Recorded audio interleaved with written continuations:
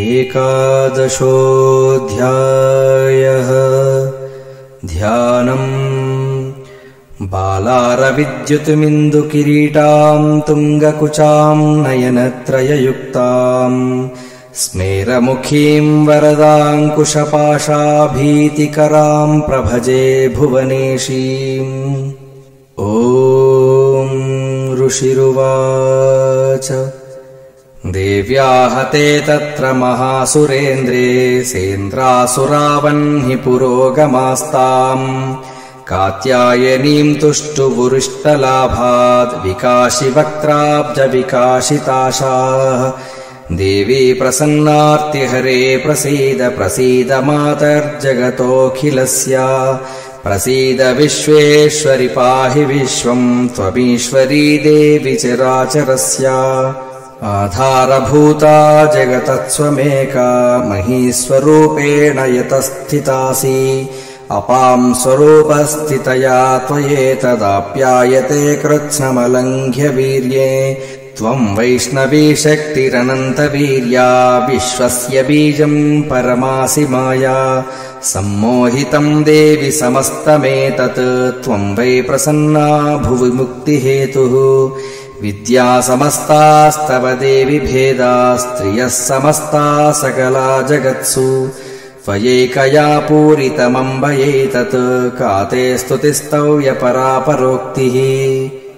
सर्वभूतयदा देवी स्वर्गमुक्तिप्रदायिनी त्वं स्तुता स्तुतये का भवन्तु परमोक्तयः।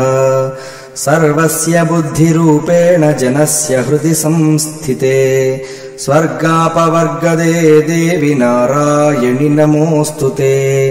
कलाकाष्ठादिरूपेण परिणामप्रदायिनी विश्वस्योपरतौ शक्ते नारायणि नमोऽस्तुते। सर्वमङ्गलमाङ्गल्ये शिवे सर्वार्धसाधिके शरण्ये त्र्यम्बके गौरि नारायणि नमोऽस्तुते। सृष्टिस्थितिविनाशानां शक्तिभूते सनातनी गुणाश्रये गुणमये नारायणि नमोऽस्तुते। शरणागतदीनार्तपरित्राणपरायणे सर्वस्यार्तिहरे देवि नारायणि नमोऽस्तुते। हंसयुक्तविमानस्थे ब्रह्माणी रूपधारिणि कौशाम्भक्षरिके देवि नारायणि नमोऽस्तुते। त्रिशूलचन्द्राहिधरे महावृषभवाहिनी माहेश्वरी स्वरूपेण नारायणि नमोऽस्तुते।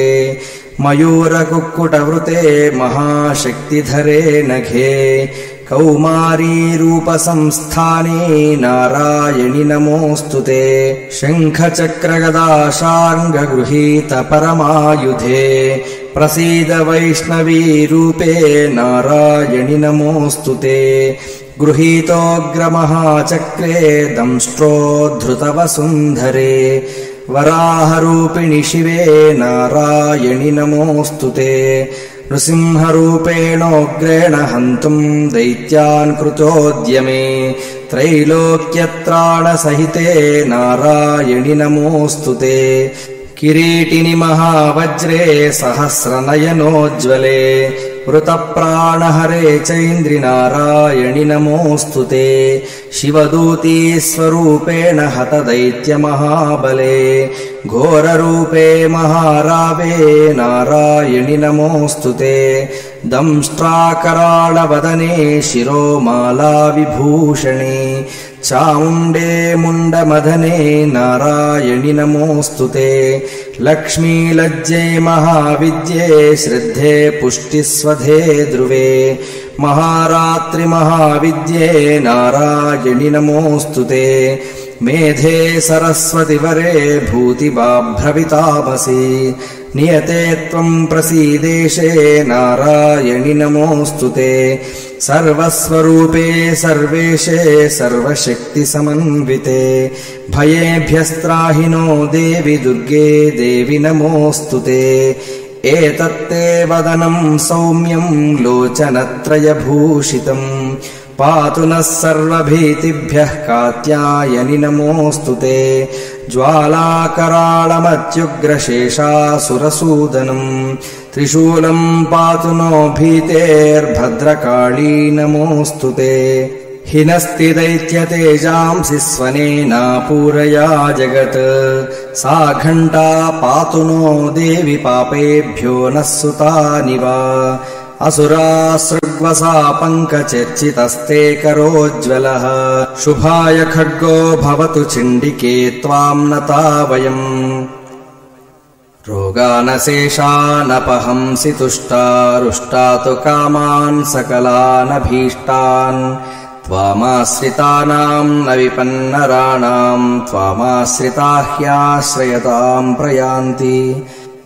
एतत्कृतम् यत्कदनम् त्वयाद्य धर्मद्विषाम् देवि महासुराणाम् रूपैरनेकैर्बहुधात्ममूर्तिम् कृत्वाम्बिके तत्प्रकरोति कान्या विद्यासु शास्त्रेषु विवेकदीपेष्वाद्येषु वाक्येषु च का त्वदन्या मम त्वगर्तेति महान्धकारे विभ्रामयत्येतदतीव विश्वम् रक्षांसि यत्रोग्रविशाश्च नागा यत्रारयोदस्यु बलानि यत्र दावानलो यत्र तथाब्धिमध्ये तत्र स्थिता त्वम् परिपासि विश्वम् विश्वेश्वरि त्वम् परिपासि विश्वम् विश्वात्मिका धारयसीति विश्वम् विश्वेशवन्द्या भवती भवन्ति विश्वाश्रया ये त्वयि भक्तिनम्राः देवि प्रसीद परिपालय नोरिभीतेर्नित्यम् यथासुरवधादधुनैव सद्यः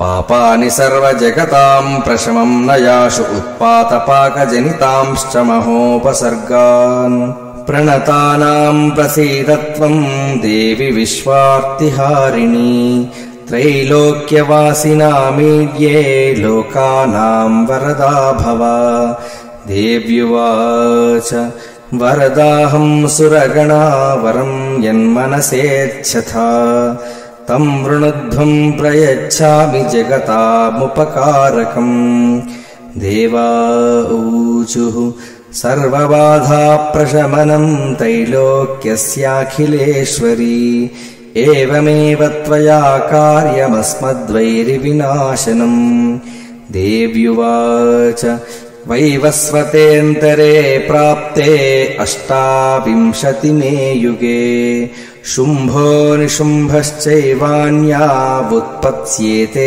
महासुरौ नन्दगोपगृहे जाता यशोदा गर्भसम्भवा ततस्तौ नाशयिष्यामि विन्ध्याचलनिवासिनी पुनरप्यतिरौद्रेण रूपेण पृथिवीतले अवतीर्य हनिष्यामि वैप्रचित्तांस्तु दानवान् भक्षयन्त्याश्च तानुग्रान् वैप्रचित्तान् महासुरान् रक्तादन्ता भविष्यन्ति दाडिमी कुसुमोपमाः ततो माम् देवताः स्वर्गे मर्त्यलोके च मानवाः स्तुवन्तो व्याहरिष्यन्ति सततम् रक्तदन्तिकाम् भूयश्च शतवार्षिक्यामनावृष्ट्यामनम्भसि मुनिभिः संस्तुता भूमौ सम्भविष्याम्ययोनिजा ततश्च तेन नेत्राणाम् निरीक्षिष्यामि यन्मुनीन्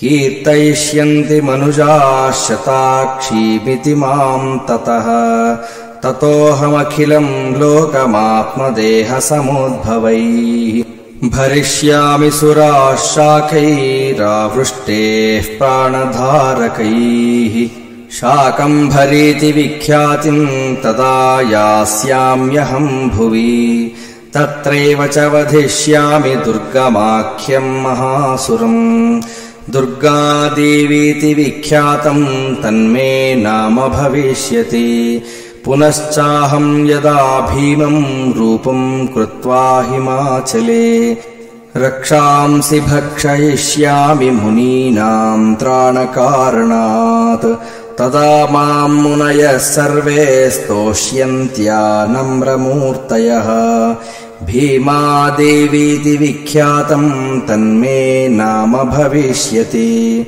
यदारुणाख्यस्त्रैलोक्ये महाबाधाम् करिष्यति तदाहम् भ्रामरम् रूपम् कृत्वा सङ्ख्येय षट्पदम् त्रैलोक्यस्य हितार्थाय वधिष्यामि महासुरम्। भ्रामरीति च माम् लोकास्तदा स्तोष्यन्ति सर्वतः। इत्थम् यदा यदा बाधा दानवोत्था भविष्यति तदा तदावतीर्याहम् करिष्याम्यरिसंक्षयम्।